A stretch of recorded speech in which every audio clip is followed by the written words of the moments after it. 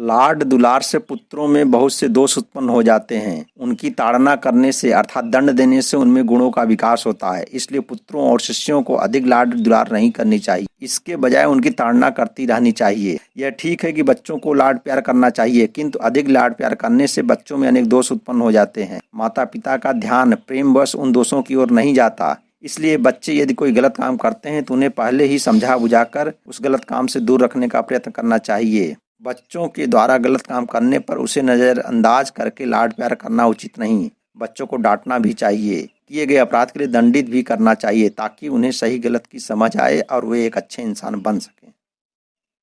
चाणक्य कहते हैं कि बचपन में बच्चों को जैसी शिक्षा दी जाएगी उनके जीवन का विकास उसी प्रकार से होगा। इसलिए माता पिता का कर्तव्य है कि वे उन्हें ऐसे मार्ग पर चलाएं जिससे उनमें चातुर्य के साथ साथ शील स्वभाव का भी विकास हो। गुणी व्यक्तियों से ही कुल की शोभा होती है। केवल मनुष्य जन्म लेने से ही कोई बुद्धिमान नहीं हो जाता, उसके लिए शिक्षित होना अत्यंत आवश्यक है। शक्ल सूरत आकार प्रकार तो सभी मनुष्यों का एक जैसा होता है, अंतर केवल उसकी विद्वता से ही प्रकट होता है। जिस प्रकार सफेद बगुला सफेद हंसों के बीच बैठकर हंस नहीं बन सकता, उसी प्रकार अशिक्षित व्यक्ति शिक्षित व्यक्तियों के बीच में बैठकर शोभा नहीं पा सकता। इसलिए माता पिता का कर्तव्य है कि वे बच्चों को ऐसी शिक्षा दें जिससे वे समाज की शोभा बन सकें।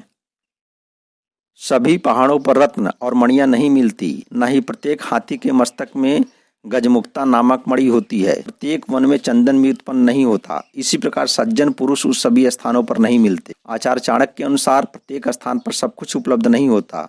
विशिष्ट वस्तुएं विशेष स्थानों पर ही होती हैं, उन्हें वहीं ढूंढना चाहिए और उसी के अनुसार उनका मूल्यांकन भी करनी चाहिए। माणिक्य एक लाल रंग का बहुमूल्य रत्न होता है जो सभी पर्वतों पर अथवा खानों में प्राप्त नहीं हो सकता। ऐसी मान्यता है कि विशिष्ट हाथियों के माथे में एक बहुमूल्य मोती होता है। सब जंगलों और वनों में चंदन के वृक्ष जिस प्रकार नहीं मिलते, उसी प्रकार सज्जन व्यक्ति भी सभी स्थानों पर दिखाई नहीं देते, अर्थात श्रेष्ठ वस्तुएं मिलनी दुर्लभ होती हैं।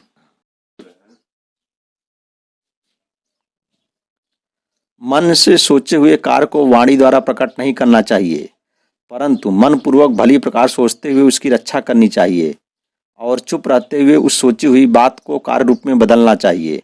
आचार्य का कहना है कि व्यक्ति को कभी किसी को अपने मन का भेद नहीं देना चाहिए। जो भी कार्य करना है उसे अपने मन में रखें और समय आने पर पूरा करें।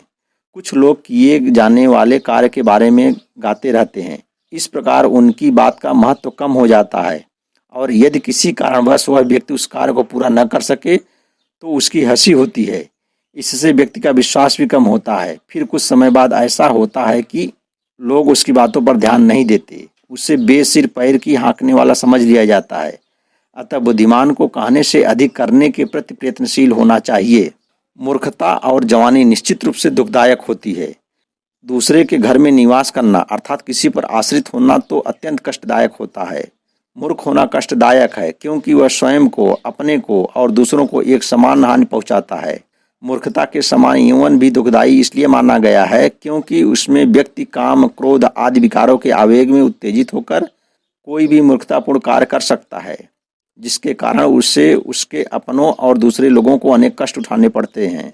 चाणक्य कहते हैं कि ये बातें तो कष्टदायक है ही, परंतु इनमें से भी यदि कष्टदायक है दूसरों के घर में रहना, क्योंकि दूसरे के घर में रहने से व्यक्ति की स्वतंत्रता समाप्त हो जाती है, जिससे व्यक्तित्व का पूर्ण रूप से विकास नहीं हो पाता।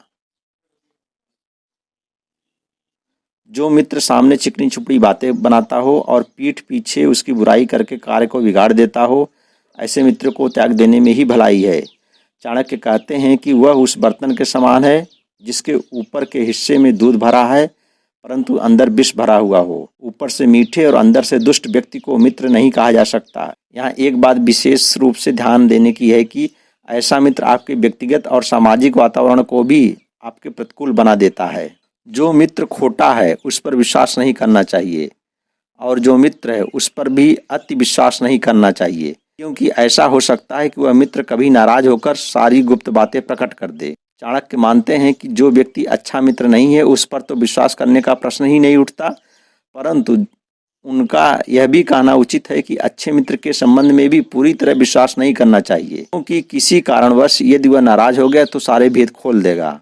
आज बड़े बड़े नगरों में जो अपराध बढ़ रहे हैं, जो कुकर्म हो रहे हैं, उनके पीछे परिचित व्यक्ति ही अधिक पाए जाते हैं। घर का बेदी लंका ढाए, यह कहावत गलत नहीं है। जो बहुत अच्छा मित्र बन जाता है वही घर के सदस्य जैसा हो जाता है। व्यक्ति भावुक होकर उसे अपने सारे भेद बता देता है। फिर जब कभी मनमुटाव होता है तो वह कथित मित्र ही सबसे ज़्यादा नुकसान देने वाला सिद्ध होता है। ऐसा मित्र जानता है कि आपके मर्म स्थल कौन से हैं। घर में काम करने वाले कर्मचारी के बारे में भी इस प्रकार की सावधानी रखना आवश्यक है। जिसका बेटा वश में रहता है, पत्नी पति की इच्छा के अनुरूप कार्य करती है और जो व्यक्ति धन के कारण पूरी तरह संतुष्ट है, उसके लिए पृथ्वी ही स्वर्ग के समान है। प्रत्येक व्यक्ति संसार में सुखी रहना चाहता है, यही तो स्वर्ग है। स्वर्ग में भी सभी प्रकार के सुखों की उपभोग करने की कल्पना की गई है। इस बारे में चाणक्य कहते हैं कि जिसका पुत्र वश में है, स्त्री जिसकी इच्छा के अनुसार कार्य करती है, जो अपने कमाए धन में संतुष्ट है, जिसे लोभ लालच और अधिक कमाने की चाह नहीं है, ऐसे मनुष्य के लिए किसी अन्य प्रकार के स्वर्ग की कल्पना करना व्यर्थ है। स्वर्ग तो जाना चाहेगा जो यहाँ दुखी है। पुत्र उन्हें ही कहा जा सकता है जो पिता के भक्त होते हैं। पिता भी वही है जो पुत्रों का पालन पोषण करता है। इसी प्रकार मित्र भी वही है जिस पर विश्वास किया जा सकता है, और भार्या अर्थात पत्नी भी वही है जिससे सुख की प्राप्ति होती है। चाणक्य का मानना है कि वही गृहस्थ सुखी है जिसकी संतान उसके वश में है और उसकी आज्ञा का पालन करती है। यदि संतान पिता की आज्ञा का पालन नहीं करती है तो घर में क्लेश और दुख पैदा होता है। चाणक्य के अनुसार पिता का भी कर्तव्य है कि वह अपनी संतान का पालन पोषण भली प्रकार से करे। जिसने अपने कर्तव्यों से मुंह मोड़ लिया हो उसे पुत्र से भी भक्ति की आशा नहीं करनी चाहिए। इसी प्रकार मित्र के विषय में चाणक्य का मत है कि ऐसे व्यक्तियों को मित्र कैसे कहा जा सकता है जिस पर विश्वास नहीं किया जा सकता, और ऐसी पत्नी किस काम की जिससे किसी भी प्रकार का सुख प्राप्त न हो तथा जो सदैव क्लेश करके अपने घर में अशांति फैलाती है।